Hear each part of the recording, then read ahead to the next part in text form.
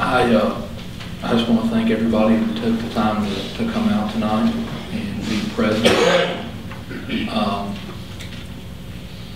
I'm inclined to believe that if this room was this full every Monday night, we'd probably be a lot further ahead than we are right now. Normally there's probably about 10 or 15 people here. And I also want to thank everyone who took the time to contact me, whether by email or phone, or track me down when they saw me out in public to let me know what they thought about this, and both positive and negative. The name of the game, if Albertville wants to make progress, is open dialogue from the citizens to the council here. I try to make myself as available as I can, and certainly would appreciate any phone call or email, and I always try to do my best to respond to it as quickly as I can. Unfortunately, through this whole process, there's been a lot about, I've heard a lot about what we shouldn't do or what we can't do. Unfortunately, I think that's why Albertville is where it is now. We don't hear enough about what we can do, what we could do.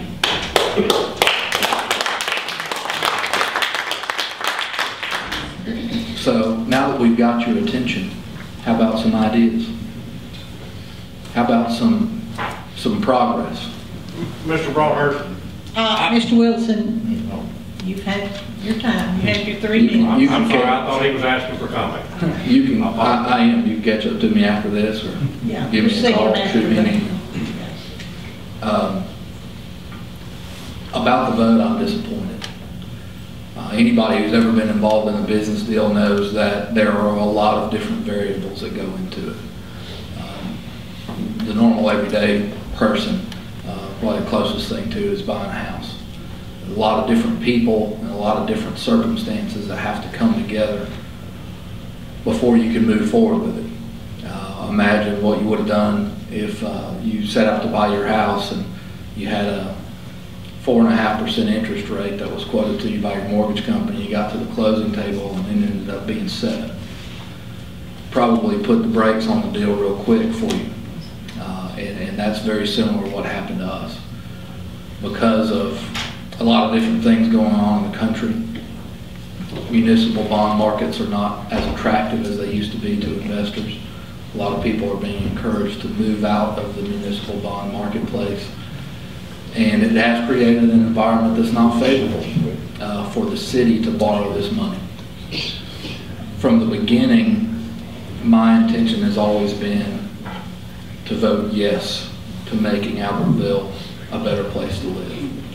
As somebody with a young family, a little boy who's just in 1st grade in the Albertville City School System, I want the next 10, 20 years of Albertville to be something that he remembers fondly, and as Jill said, a place that he might consider moving back to after he graduates from the University of Alabama.